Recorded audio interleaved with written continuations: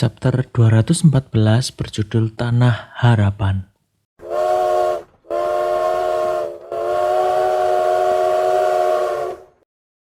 Suara sirine lokomotif bertenaga uap bergema di setiap sudut stasiun. Lokomotif yang menarik lebih dari 20 gerbong itu berhenti perlahan. Klein mengenakan tuxedo dan topi top hat-nya. Ia membawa tas koper barang bawaan yang ukurannya cukup besar, tidak proporsional dengan perawakannya. Ia melangkah dengan mantap ke tanah ibu kota kerajaan Lone Kingdom, Backland. Kota Backland ini terbagi menjadi dua wilayah dan dipisahkan oleh Sungai Tusok yang mengalir ke arah tenggara. Kedua wilayah tersebut dihubungkan oleh jembatan Backland dan kapal feri. Dengan jumlah penduduk yang mencapai lebih dari 5 juta jiwa, kota ini merupakan ibu kota yang paling makmur di benua selatan ataupun benua utara. Klein memperhatikan di kejauhan dan tampak kabut berwarna kuning samar di mana-mana. Jarak pandang sangat buruk, lampu gas yang tergantung di atas peron stasiun telah dinyalakan untuk menghilangkan kesuraman dan kegelapan. Klein bergumam, "Ini baru pukul 6:30, seperti sudah pukul 9 atau 10 malam." Klein menggelengkan kepalanya. Ia teringat dengan lelucon yang pernah ia baca di Tusok Times. Lelucon itu bunyinya, seorang pria yang baru saja tiba di Backland tersesat di tengah kabut polusi yang tebal. Dengan putus asa, ia bertanya pada seorang pria basah kuyup yang lewat di dekatnya. "Kemana arah Sungai Tusok?" Pria basah itu menjawab, "Lurus saja tanpa berhenti. Aku baru saja berenang dari sana."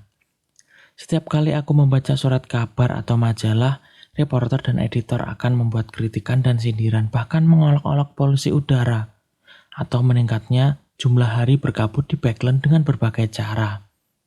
Sebelumnya, Backland Daily Tribune bahkan membuat statistik dan didapatkan jumlah hari berkabut meningkat dari yang 30 tahun lalu adalah 60 hari dalam setahun menjadi 75 hari dalam setahun pada tahun ini. Karena itu banyak orang berpandangan ke depan dan mendirikan organisasi seperti Asosiasi Pengurangan Jelaga dan Asosiasi Pengurangan Asap. Nampaknya ada rancangan undang-undang di bulan September yang mengusulkan perlunya pembentukan Dewan Polusi Udara Nasional, kata Klein dalam hati. Klein menurunkan tas koper besarnya dan mencubit hidungnya untuk meredakan aroma tidak sedap yang tercium tiba-tiba. Ia menarik rantai emas di rompinya dan dari saku rompinya keluar sebuah jam saku berwarna emas. Ia membuka jam saku itu untuk memeriksa waktu. Setelah ia merelakan kedua saudara-saudaranya, ia sengaja mampir ke sebuah toko serba ada dan menghabiskan 4 pound 10 soli untuk membeli jam saku emas dan memadukannya dengan rantai emas harga 1 pound 5 soli. Klein awalnya berencana untuk membeli jam saku perak karena merasa itu lebih sesuai dengan temperamennya. Namun setelah mempertimbangkan esensi sejati seorang clown atau badut, ia akhirnya memilih jam emas yang lebih mencolok dan berlebihan. Klein bergumam dalam hati.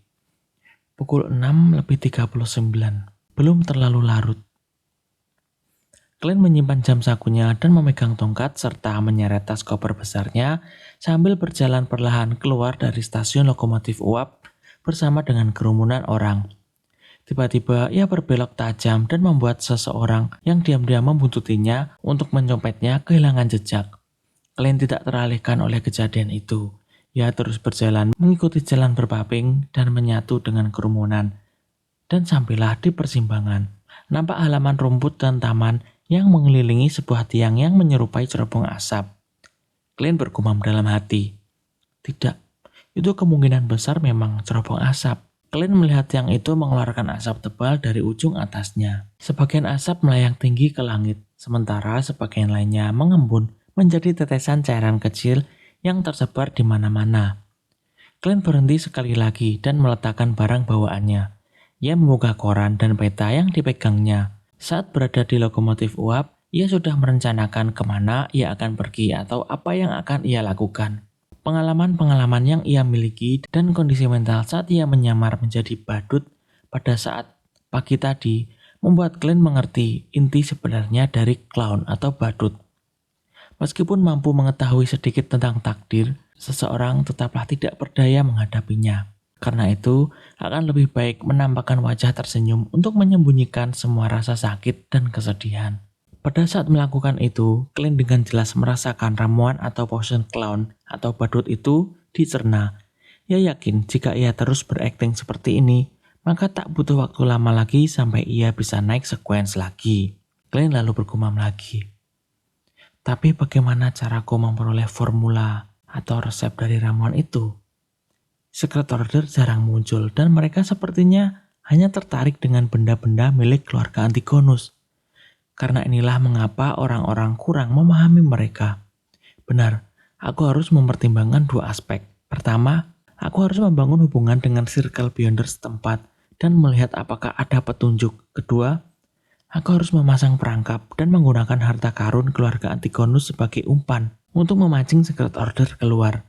Lagi pula, aku memiliki pengetahuan tentang simbol mata vertikal aneh yang terbentuk dari banyak simbol misterius. Tapi itu jelas terlalu berisiko. Aku harus hati-hati, karena umpannya tidak bisa terlalu bagus atau terlalu jelek. Umpan tidak akan menarik mereka jika terlalu jelek. Dan jika umpan terlalu bagus, maka malah akan menarik hiu yang bisa menelanku bulat-bulat. Pemimpin Secret Order Zeratul adalah orang yang memandu Kaisar Rosel. Mungkin dia mendapatkan kue besar dari pesta revolusi yang diprakarsai oleh Kaisar Rosel itu. Tentu saja dia mungkin sudah meninggal karena kejadian itu sudah lama sekali. Di tengah lamunannya, Clint merasa dinginnya Backlund dan tak kuasa menahan rasa menggigil. Ia berencana untuk menemukan tempat tinggal sesegera mungkin. Ia membolak-balik koran dan sesekali menelusuri bagian iklan sewa-menyewa dan menatap sebuah iklan yang dilingkari. Jalan Main Sherwood Borough, rumah teras, sewa mingguan 18 soli. Clint sudah memikirkan matang-matang area di mana ia akan tinggal. Meskipun populasi Backlund lebih dari 5 juta jiwa, ia tetap harus waspada pada Nighthawk setempat. Baik itu Deli Simone yang baru pindah ke Backlund atau Lorota, Ayerhersen, dan Borgia yang pernah ia temui sebelumnya. Mereka pasti mengenali Clint jika bertemu, karenanya Clint menyingkirkan Northborough atau distrik utara, tempat keuskupan Backlund Gereja Dewi Evernight dan Katedral Saint Samuel berada. Ia juga menyingkirkan area dengan keamanan terbaik dan yang paling diawasi yaitu Empressborough atau distrik permaisuri dan Westborough atau distrik barat. Kedua distrik itu berisi para bangsawan dan orang-orang kaya dengan sebagian besar bangsawan tinggal lebih dekat dengan Empressborough. Lalu setelah Clint menyingkirkan area pekerja, pelabuhan dan Eastborough atau distrik timur, serta wilayah jembatan Backlund tempat orang-orang miskin berkumpul, Clint tinggal punya sedikit pilihan. Yang pertama adalah Hillston Backlund, tempat bursa saham Backlund, clearinghouse, pusat perdagangan berjangka, kantor pusat 7 bank besar, berbagai dana perwalian, perusahaan kereta api, dan perusahaan perdagangan kargo curah berada. Daerah ini dikenal sebagai pusat keuangan, bisnis, dan ekonomi kerajaan Lone Kingdom. Pilihan kedua adalah Sherwood Borough, tempat terdapat banyak perusahaan kecil dan bangunan tempat tinggal. Dan alasan Clint tidak menyewa jasa organisasi perumahan seperti perusahaan peningkatan perumahan atau asosiasi peningkatan perumahan adalah karena perusahaan atau perkumpulan itu memerlukan identitas sebagai persyaratannya. Sesuai peta, ia berjalan menuju tempat seperti pintu masuk pusat perbelanjaan. Itu adalah pintu masuk metro di Backlund. Ya, metro. Catatan, metro itu kalau di Indonesia adalah MRT ya. Oke lanjut. Pertama kali Clint melihat kata metro di surat kabar dan majalah, ia hampir melompat ketakutan. Ia tidak pernah menyangka bahwa kendaraan transportasi seperti itu telah menjadi kenyataan di era yang belum memasuki zaman listrik ini. Metro ini lahir 25 tahun yang lalu, awalnya menghubungkan kedua tepi sungai Tusok dan sekarang telah meluas ke distrik-distrik utama kota. Tentu saja belum banyak stasiun. Melalui pintu utama, Clint mengikuti orang-orang di depannya berjalan menuju loket tiket. Setelah mengantri beberapa menit, ia akhirnya melihat petugas kasir yang cantik dengan rambut yang pirang. Wanita itu tak mengangkat kepalanya. Yang ia lakukan hanyalah menunjuk papan kayu di samping jendela yang berisi papan harga. Jam sibuk. 7-9 pagi, 6-3 sore, 8 malam. Jeda antar kereta adalah 10 menit. Selain jam-jam itu, jeda 15 menit. Kursi kelas 1, 6 penny. Kursi kelas 2 4 penny, kursi kelas 3 3 penny. Perjalanan pulang pergi masing-masing 9 penny, 6 penny, dan 5 penny. Tiket tahunan, kelas 1 8 pound, kelas 2 5 pound 10 soli, kelas 3 tidak ada tiket tahunan. Glenn berkata dalam hati, ini lebih murah dari yang kubayangkan. Tidak ada batasan jarak pula. Melissa pasti akan suka ini daripada kereta kuda. Ini adalah puncak dari teknik mesin. Pikir Glenn sambil tiba-tiba merasa kesal. Ia memperlihatkan senyum lebar dan mengeluarkan 4 penny lalu menyerahkannya kepada kasir. Tiket kelas 2 ya. Kasir merobek tiket dan membubuhkan cap stempel lalu menyerahkannya kepada Glenn. Setelah menemukan jalur menuju Cirwood Borough dan melewati pemeriksaan keamanan yang tidak terlalu ketat, Glenn menuruni tangga dan dengan cepat sampai di peron. Ia mengikuti petunjuk yang tertulis di lantai dan akhirnya sampai ke kursi kelas 2. Tak lama kemudian ia mendengar suara deru kereta dan peluit uap yang menggelegar. Ia melihat lokomotif uap yang besar, tubuh lokomotif yang besar dan bergelok-gelok bersama dengan kilau logam hitam dan mesin yang kompleks. Semuanya menyatu membentuk keindahan yang unik. Metro Backlund masih menggunakan lokomotif uap.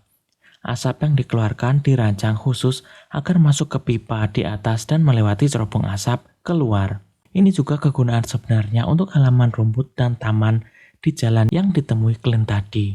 Di tengah derit logam yang berdecit, Glenn pertama-tama menunggu para penumpang turun sebelum membawa tongkat dan barang bawaannya perlahan-lahan. Kemudian ia membiarkan kondektur memeriksa tiketnya. Tak seperti kursi kelas 3, kursi kelas 2 hanya untuk satu orang. Jadi tidak perlu khawatir kursinya direbut. Tepat ketika Glenn duduk, menyimpan barang bawaannya, dan bersandar pada tongkatnya, ia tiba-tiba mendengar langkah kaki terburu-buru. Ia tanpa sadar menoleh ke arah pintu dan melihat seorang anak laki-laki kurus, remaja bergegas masuk ke gerbong. Anak laki-laki itu mengenakan jaket mantel yang tidak sesuai dengan usianya. Ia mengenakan topi bundar dan membawa tas ransel lusuh.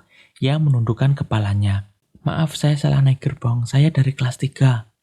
Ia menunjukkan tiketnya dan meminta maaf kepada para penumpang sebelum berjalan cepat menuju gerbong kelas 3. Glenn mengalihkan pandangannya dan sekali lagi memastikan tujuannya sambil menunggu pintu gerbong tertutup. Pada saat itu ia mendengar langkah kaki yang kacau dan terburu-buru. Kemudian ia melihat beberapa pria berpakaian jas hitam dan topi top hat bergegas maju ke dalam gerbong. Apakah mereka mengejar anak laki-laki berusia 15 tahunan itu? Glenn secara naluriah berpikir demikian. Ia menggelengkan kepalanya perlahan dan melanjutkan membaca koran dan peta, seperti penumpang lain di dalam gerbong. Selanjutnya kita masuk ke chapter 215 yang berjudul Nyonya Summer. Apa kau melihat anak remaja? Dia memakai jaket mantel usang. Salah satu pengejar itu bertanya pada kondektur dengan nada garang. Glenn melirik pria itu. Badannya kurus dan tegap, kulitnya berwarna gelap karena paparan sinar matahari. Matanya jauh lebih cekung daripada warga lokal kerajaan Lone Kingdom pada umumnya. Glenn bergumam dalam hati. Dia dari dataran tinggi atau ras campuran? Glenn mengangguk sambil berpikir. Di tengah benua utara, di titik awal barisan pegunungan Hornachis, terdapat dataran tinggi dengan cuaca yang sangat panas dan kering. Sebagian besar wilayahnya berada di bawah kerajaan Vena Potter. Sementara wilayah baratnya berada di bawah Republik Intis. Wilayah timurnya berada di bawah kerajaan Lone Kingdom. Penduduk aslinya kurus dan barbar, namun mereka terkenal berani dan terampil dalam peperangan. Dahulu mereka merupakan salah satu masalah terbesar bagi ketiga negara tersebut. Namun dengan kemajuan bubuk mesiu dan perubahan cara peperangan yang tak lagi menggunakan pedang dan anak panah, penduduk dataran tinggi ini akhirnya menyadari kenyataan dan menyerah. Sebagian besar dari mereka meninggalkan dataran tinggi dan memasuki Backlund, Trier, kota Vena Potter, dan berbagai kota atau pelabuhan yang berkembang di benua utara.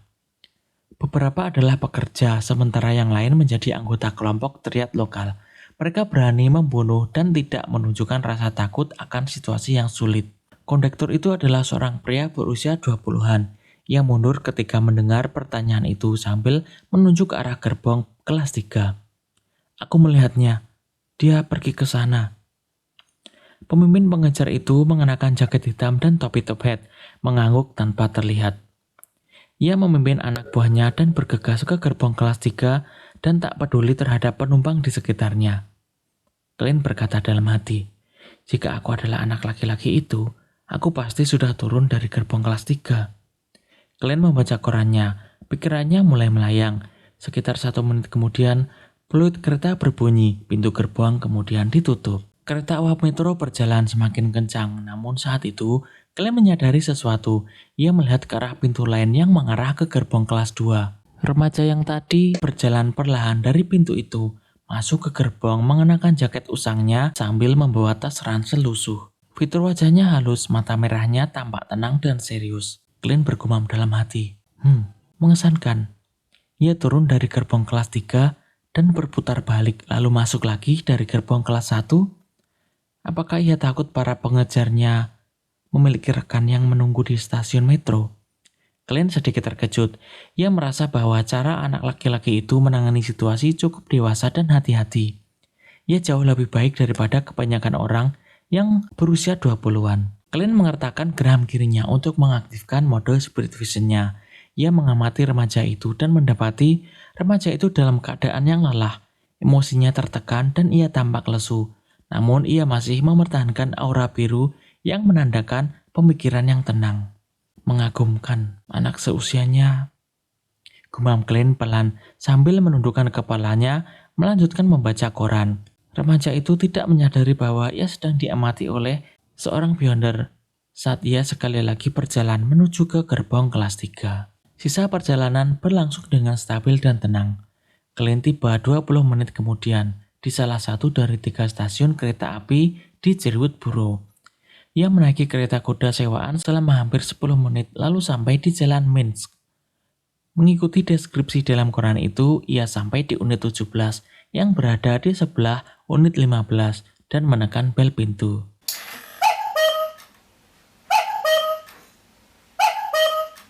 Saat suara-suara itu bergema di dalam rumah, seekor burung mekanik yang tampak tidak terlalu mewah muncul dari atas pintu. Benda itu berukuran sebesar telapak tangan dan terbuat dari roda gigi serta bagian-bagian lainnya. Benda itu terus-menerus menganggukkan kepalanya dan mengeluarkan suara seperti burung kukuk. Mainan yang lumayan, hanya saja pengerjaannya kurang mulus. Clint membuat penilaian objektif. Hampir 20 detik kemudian, pintu gelap itu terbuka. Seorang pelayan muda berpakaian putih dan hitam memandang Clint dengan waspada dan bertanya, "Ada yang bisa saya bantu?" Clint tersenyum dan melambaikan tongkat yang kini terbungkus koran. "Aku di sini untuk menemui Nyonya Summer untuk menyewa rumah. Aku rasa rumah itu belum disewakan, bukan?" Nama lengkap yang tertulis di koran itu adalah Stellin Summer. "Baiklah, mohon tunggu sebentar." Pelayan itu membungkuk dengan sopan. Ia bergegas masuk dan melapor kepada majikannya. Beberapa saat kemudian, ia keluar lagi dan mempersilahkan Clint untuk masuk. Kemudian membantunya meletakkan tongkat dan barang bawaannya di lobi dan menggantung mantel dan topinya di rak pakaian di tempat yang sama. Hembusan udara hangat menerpa dirinya, menghilangkan rasa dingin yang dibawa Clint. Ia mengamati area tersebut dan pertama kali melihat perapian dengan desain yang unik. Ia melihat potongan-potongan arang merah tanpa asap terbakar di dalam. Ruang tamu Summer cukup besar, luasnya hampir setara dengan seluruh lantai pertama kediaman Moretti. Beberapa area dihiasi dengan karpet atau lukisan minyak pemandangan yang indah. Pelayan wanita memandu Clint ke sofa dan berkata kepada majikannya yang mengenakan gaun kuning pucat, "Nyonya, tamunya sudah datang." Nyonya itu berusia 30-an, ia berambut pirang dan bermata biru. Ia tampak cukup cantik dan awet muda. Ia memegang kipas kerajaan berhiaskan bulu perak di tangannya. Karena ia berada di rumah dan perapian menciptakan suasana yang hangat, ia tidak mengenakan apapun di lehernya, menampakkan bagian atas dadanya yang putih dan lehernya yang panjang serta bersih. "Halo Nyonya Summer." Clint meletakkan satu telapak tangannya di dada lalu membungkuk sedikit. Nyonya Summer tersenyum. "Selamat malam. Silahkan duduk. Kau mau teh atau kopi?" Clint duduk di sofa dan menjawab, "Teh saja." "Julian, teh hitam Marcus ya?" Nyonya Summer menginstruksikan pelayannya. Lalu ia bertanya pada Clint, "Bagaimana aku bisa memanggilmu?" Clint lalu menjawab, "Sherlock Moriarty." Kau bisa memanggilku Sherlock. Glenn sudah memikirkan nama palsu ini dari lama. Pada saat itu, ia mencium aroma harum dari dapur dan melihat pipa-pipa yang rumit. Melihat Glenn yang memandangi pipa-pipa itu, Nyonya Summer berkata, "Itu desain suamiku. Meskipun pekerjaannya sebenarnya adalah manajer di perusahaan koim, dia adalah penggemar mesin. Dia juga anggota Asosiasi Pengurangan Jelaga Kerajaan." Glenn kemudian meledek dalam hati, "Nyonya, tidak perlu menjelaskan sedetail itu. Aku tidak sedang kencan buta dengan suamimu." Glenn berkomentar dalam hati sambil berkata tanpa mengurangi senyumnya, "Nyonya Summer, saya ingin menyewa unit 15. Nyonya Summer menegakkan punggungnya saat duduk dengan anggun. Ia berkata sambil tersenyum, Aku harus mengingatkanmu tentang beberapa hal. Unit 15 tidak memiliki pipa-pipa seperti itu. Kursi goyang, meja kartu, lemari dapur mahoni, porselen mewah, peralatan makan perak, set teh berlapis emas ataupun karpet yang bisa dilepas." Ia menunjuk barang-barang di rumahnya sambil memperkenalkannya satu persatu. Setelah selesai, ia menambahkan, "Rumah itu awalnya milik kakak perempuan dan iparku, tetapi karena kegagalan bisnis, iparku tidak punya pilihan selain pindah ke benua selatan. Mereka memiliki perkebunan di Balam, namun aku tidak setuju dengan pilihan mereka. Ini terlalu tidak adil bagi keponakanku. Tidak ada sekolah menengah yang bagus di sana, bahkan tidak ada guru privat yang bagus." Glenn lalu meledek dalam hati, "Nyonya, itu bukan sesuatu yang ingin ku ketahui." Glenn mengangguk dengan tulus dan berkata, "Selain cuaca, tidak ada tempat di benua selatan yang bisa dibandingkan dengan Backland." Tanggapan Glenn yang setuju memuaskan Nyonya Summer. Matanya sedikit melirik ke sana kemari. "Rumah ini masih memiliki masa sewa 3 tahun. Aku ingin kau membayar sewa 1 tahun sekaligus. Biaya sewa 18 soli seminggu. Penggunaan perabotan akan dikenakan biaya 1 soli, jadi 1 ton sebesar 50 pound. Glenn menggelengkan kepalanya dan tersenyum. "Nyonya Summer, kau pasti sudah tahu bahwa aku baru saja tiba di Backland. Aku tidak tahu apa yang akan terjadi padaku ke depannya. Membayar deposit 50 pound akan mengurangi kemampuanku untuk bertahan menghadapi berbagai risiko di sini. Batasku adalah setengah tahun, 25 pound." Glenn masih berencana untuk menyewa apartemen 1 kamar tidur lainnya di East Borough atau distrik timur, Backland. Dia akan menggunakannya untuk berganti pakaian, menyamar, dan menghindari penguntitan. Stellin mengangguk sedikit dan bertanya, "Apakah kau pernah bersekolah di sekolah dasar?" Glenn terkekeh dan berkata, "Ya, aku kemudian belajar sejarah secara otodidak." "Apa kau membawa identitas?" tanya Stellin dengan santai. "Maaf, aku terburu-buru saat meninggalkan rumah dan lupa membawanya. Aku lupa memperkenalkan diri. Aku dari Midshire." Glenn sengaja menggunakan aksen yang sering digunakan teman sekelasnya, Wells. Saat Glenn mengatakan lupa, hal itu mengingatkannya pada Kapten Dunsmith. Senyum di wajahnya semakin lebar. Pada saat itu pelayan Julian membawakannya secangkir teh hitam. Cangkirnya berwarna putih, porselen dengan motif bunga klasik. Beberapa bagiannya dilapisi oleh emas. Glenn mengisapnya dan aromanya samar, campuran antara asam dan manisnya sempurna, dan jelas jauh lebih baik dari teh hitam sipe yang sering ia minum. Teh hitam Marquis yang sangat otentik. Glenn memujinya dengan deskripsi yang tak bisa disalahkan. Nyonya Stellin Summer mengerutkan bibir dan berkata, "Kalau begitu baiklah, sewa 6 bulan 25 pound. Glenn berterima kasih padanya dan terlibat dalam obrolan ringan beberapa menit dengannya sampai seorang pelayan lain membawa keluar kontrak layanan dari ruang kerja.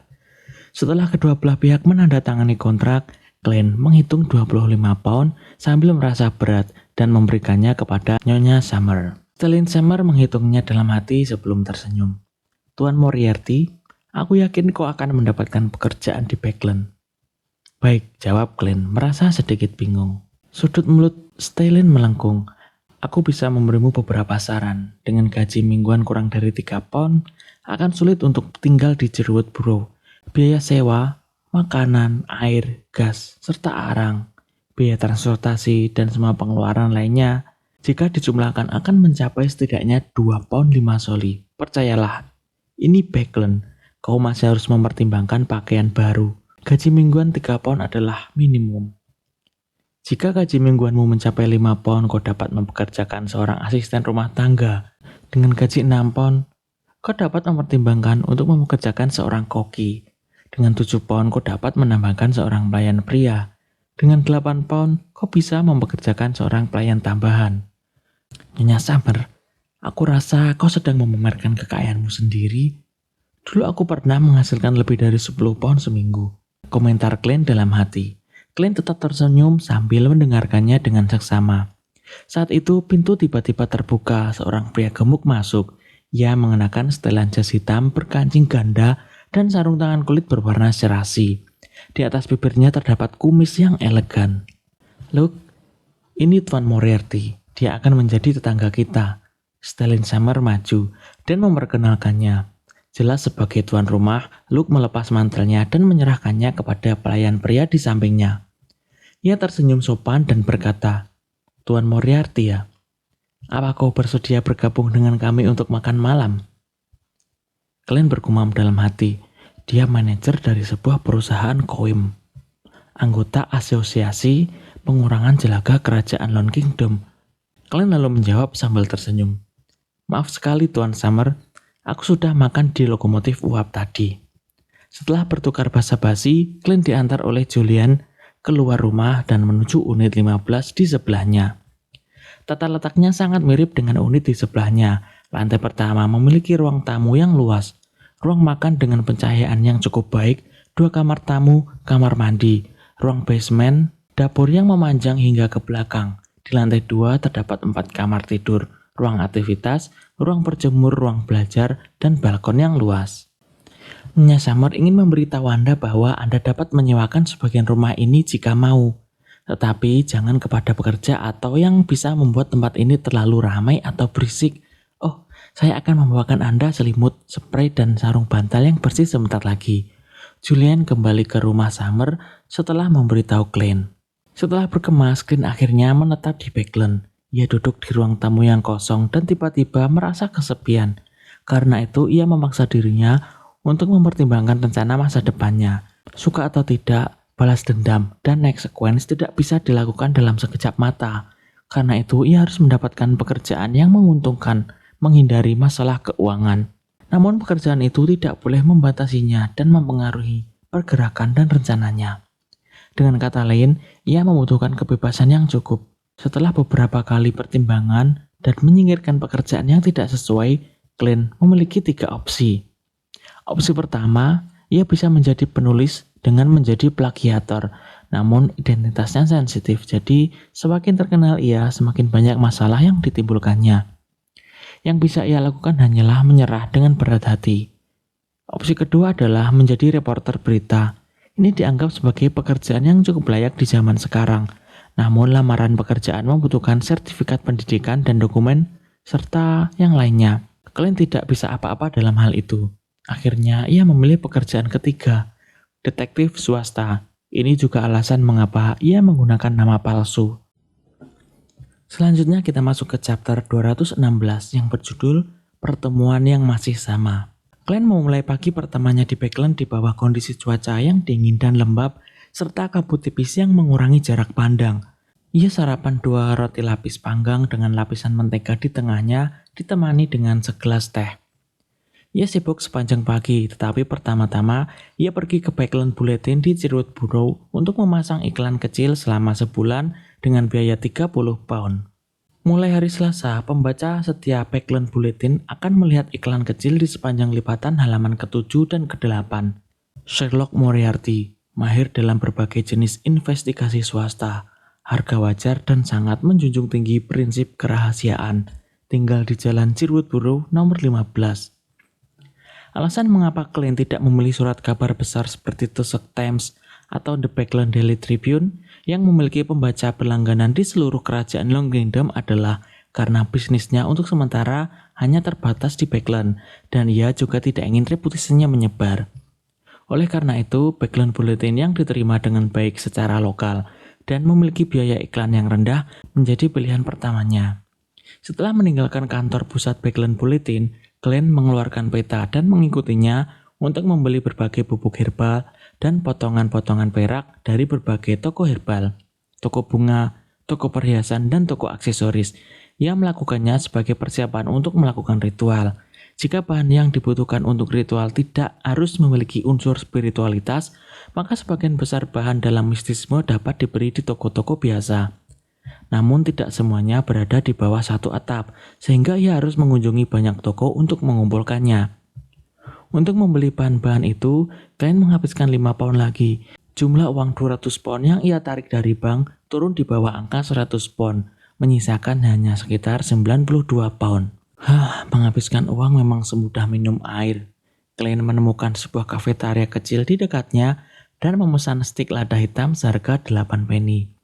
Ia kembali ke jalan Main Street nomor 15 pada pukul 1 siang, dan tanpa istirahat, ia menghabiskan waktunya menggunakan bunga tidur, rumput darah naga, kayu cendana merah tua, dan bubuk mint untuk membuat bubuk malam suci.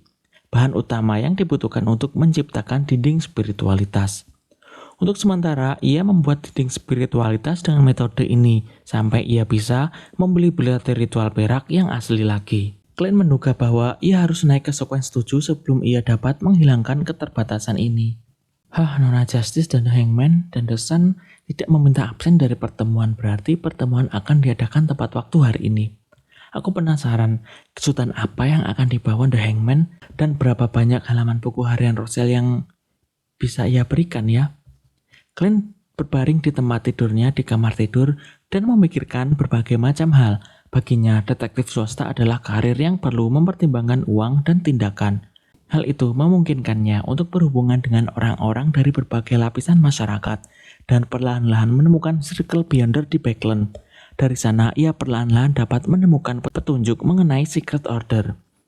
Tentu saja jika ia beruntung, ia bahkan dapat mengetahui sequence 7, lanjutan dari sequence 8 clown atau badutnya melalui circle beyonder tertentu dan membeli formula ramuan serta bahan utama yang sesuai.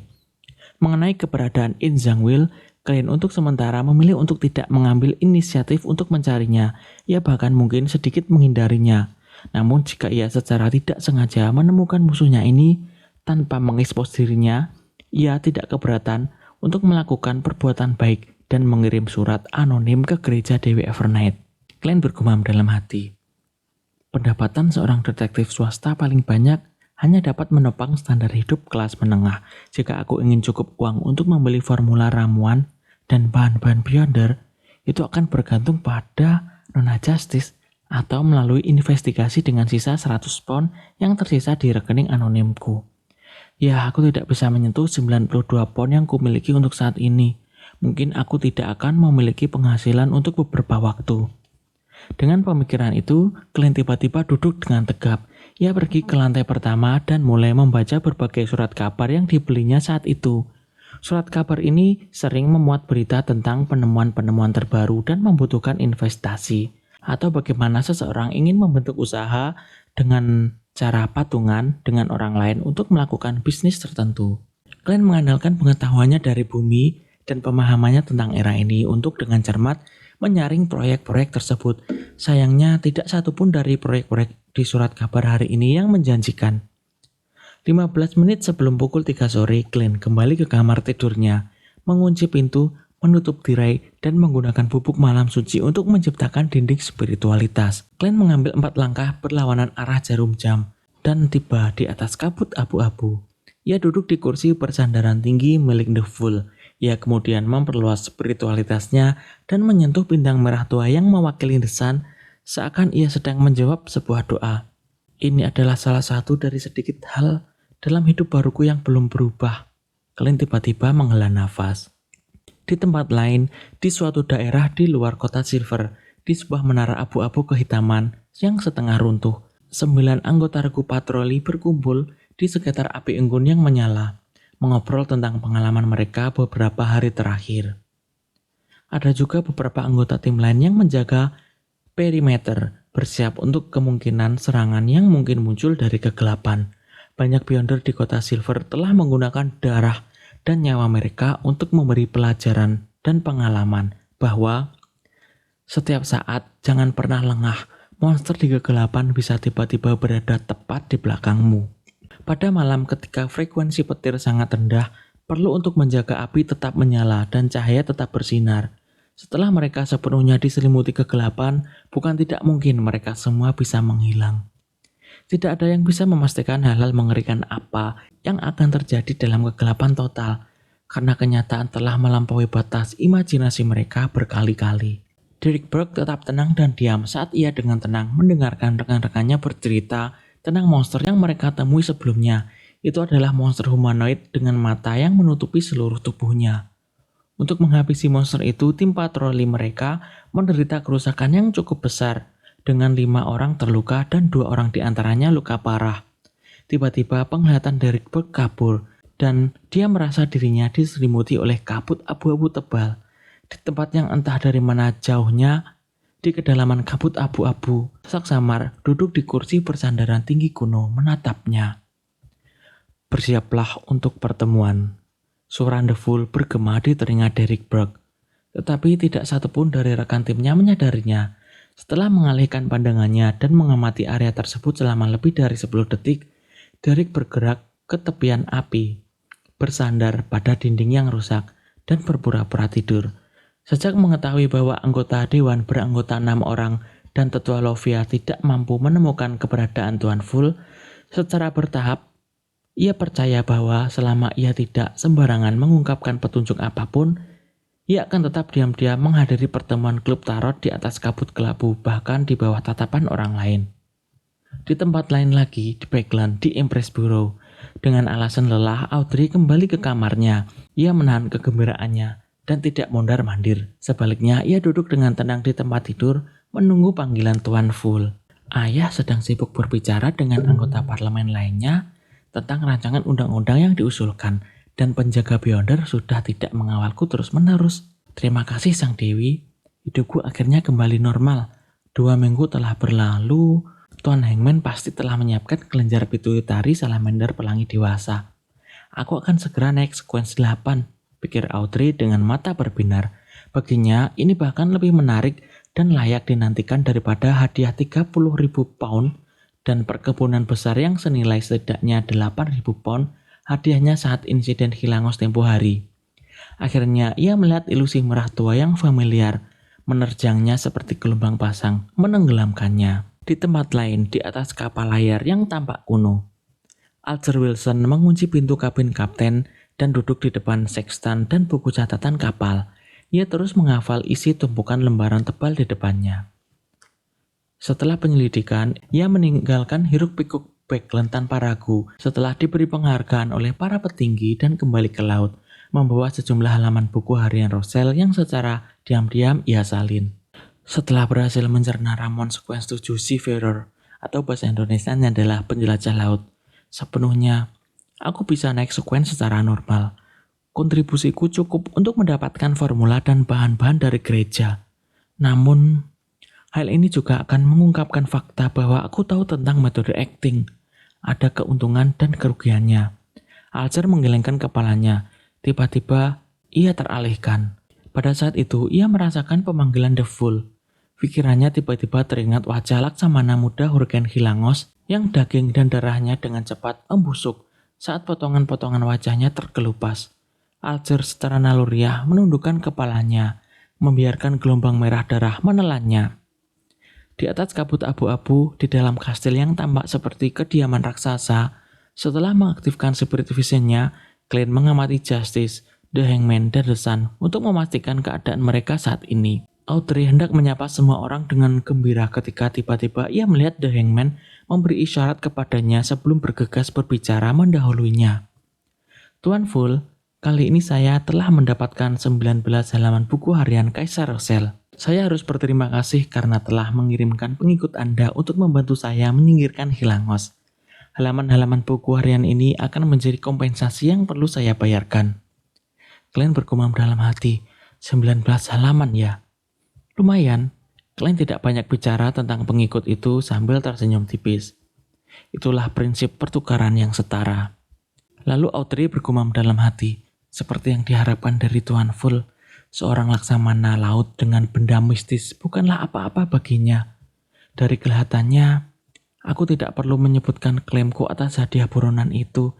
Aku penasaran berapa banyak Beyonder tingkat tinggi yang menjadi pengikut Tuan Ful ya. Setelah mendengarkan jawaban Tuan Ful, Alger berkata dengan rendah hati, "Kemampuan ingatan saya saat ini hanya 6 halaman.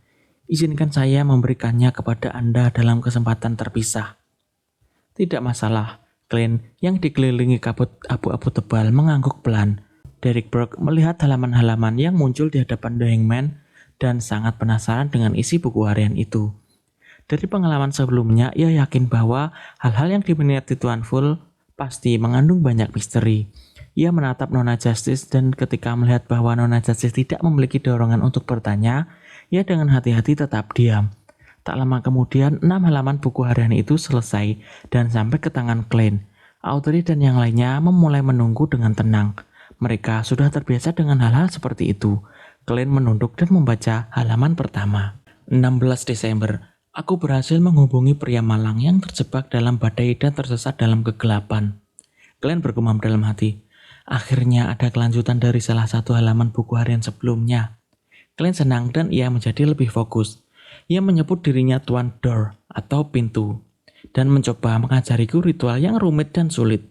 Dia ingin aku membantunya kembali ke dunia nyata dan berjanji akan memenuhi 3 permintaanku. Apakah dia pikir aku bodoh?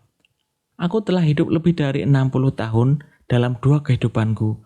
Apakah dia pikir aku tidak bisa membedakan bahwa ini adalah manipulasi biasa yang dilakukan oleh dewa-dewa jahat dan iblis? Tapi sejarah era epoks keempat yang ia gambarkan sungguh menarik.